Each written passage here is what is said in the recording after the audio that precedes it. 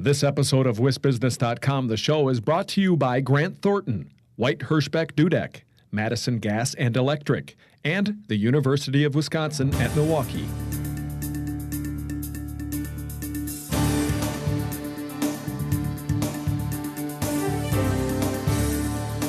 Hi, I'm Liz Schrum for the Wisconsin Technology Council, here with WisBusiness.com, the show. On today's show, Tom Still, in his commentary, talks about the reported death of early-stage capital legislation in Wisconsin. And State Ag Secretary Ben Brancel discusses the state of Wisconsin's farm economy. First, here's the WisBusiness.com stock report for mid-February. Rising Badger State Games. Less than 6 months after the Wisconsin Sports Development Corporation announced plans to shut down the semi-annual Badger State Games, the game's winter event beats expectations. The Wausau Central Wisconsin Convention and Visitors Bureau acquired the games in October, and according to early reports, some 1,400 athletes participated in 8 events. The games were a big test of the Bureau's new sports authority, which used room tax contributions from local municipalities to fund the event. And falling, Frontier Airlines. The successor to popular Hometown Airlines Midwest is now getting the thumbs down in Milwaukee after cutting flights and almost 450 jobs. Of those, 230 belong to flight crew members who are being assigned to bases outside Milwaukee. This follows news the airline is cutting daily departures from Milwaukee by more than 40% as its parent company readies a possible sale of the carrier. The net result will be fewer direct flights out of Milwaukee and less competition. Experts predict prices out of Milwaukee, which had been a deal, will soon rise. That's the WisBusiness.com stock report. Go to WisBusiness.com for more on these and other stories. Tom Still is next with his Inside Wisconsin commentary. What has made Grant Thornton one of the largest accounting organizations in the world, with resources in more than 100 countries worldwide? Is it their global capabilities, or is it their passion for how they serve their clients? Grant Thornton.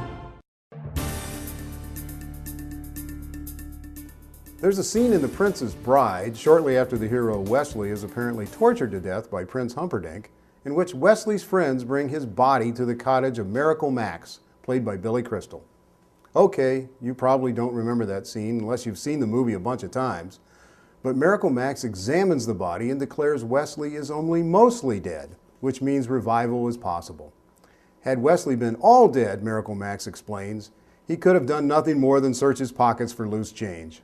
So it is with the early stage capital bill in the Wisconsin legislature. State revenue estimates released last week turned a small budget surplus into a $143 million deficit, and potential sponsors of proposals for a state leverage fund to invest in startup companies are glum about getting anything passed.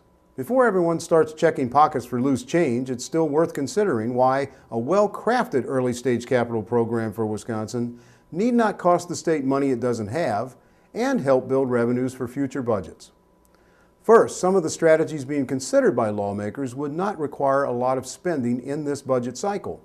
The cost of tax credits, for example, would be at least delayed. Second, all of the plans envision state dollars being used to attract private dollars from angels and venture capitalists in Wisconsin and beyond. It's not as if the state would be the only investor. Third, it is an investment, not a gift.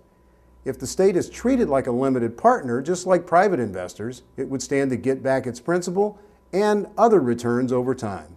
Fourth, and perhaps most important, this is a proven way to grow promising young companies, which in turn create most jobs over time.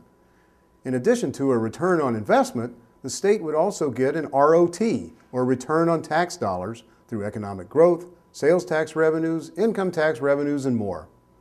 Plans for an early stage capital bill may be mostly dead for now, but whether it's this floor period or the next, the state legislature should breathe new life into an idea that will help Wisconsin's economy for years to come.